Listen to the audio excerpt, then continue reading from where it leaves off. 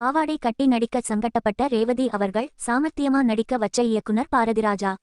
பொத்தி வச்ச மல்லிகை மொட்டு. இந்த ஐகானி பாடலும் அதுல வர்றா ரேவதியோட இயல்பான நடிப்பும் நம்ம யாருமே மறக்க முடியாது. ஆனா இந்த ஒரு பாட்டுனால ரேவதி படத்துல இருந்தே விலக பார்த்தான்னு உங்களுக்கு தெரியுமா? பாரதிராஜா அதை எப்படி சமாளிச்சாரு தெரியுமா? வாங்க மண்வாசனை படப்பிடிப்பின் போது நடிகை ரேவதிக்கு வெறும் 17 வயசுதான்.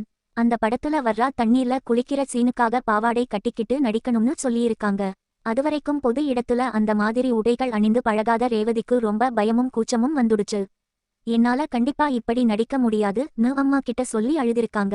மகளோட கஷ்டத்தை பார்த்த ரேவதியின் அம்மா நேரா இயக்குனர் பாரதிராஜா சார் கிட்ட போய், எங்களை மன்னிச்சிடுங்க சார். இதுக்கு மேல என் பொண்ணால நடிக்க முடியாது. இதுவரைக்கும் படத்துக்காக எவ்வளவு செலவு பண்ணிருக்கீங்களோ அந்த பணத்தை நாங்க திருப்பி கொடுத்துடுறோம், எங்களை விட்டுடுங்கன்னு சொல்லியிருக்காங்க. ஆனா பாரதிராஜா விட்டுடுவாரா? ரேவதியோட பயத்தையும் கூச்சத்தையும் போக்க ஒரு சூப்பர் பிளான் போட்டாரு. ஷூட்டிங் ஸ்பாட்ல இருந்த இன்னும் பல பெண்களையும் அதே மாதிரி பாவாடை கட்ட வச்சு ரேவதியோட சேர்த்து நிற்க வச்சாரு. எல்லாரும் ஒன்னா நின்னதும் ரேவதிக்கு இருந்த கூச்சம் போயிடுச்சு. ஆனா படத்துல கேமராவை ரேவதி மேல மட்டும் போகஸ் பண்ணி அந்த மாஸ் சீனை எடுத்து முடிச்சாரு பாரதிராஜா.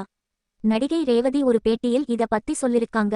பாரதிராஜாவின் அந்த ஒரு சமயோசித புத்தியால்தான் இன்னைக்கும் தமிழ் சினிமா வரலாற்றில் அழியாத அந்த அழகிய பாடல் காட்சி நமக்கு கிடைச்சது. பாரதிராஜாவோட இந்த சாமர்த்தியமான ஐடியா பத்தி நீங்க என்ன நினைக்கிறீங்கன்னு கமெண்ட்ல சொல்லுங்க. மறக்காம நம்ம சேனலை சப்ஸ்கிரைப் பண்ணிடுங்க.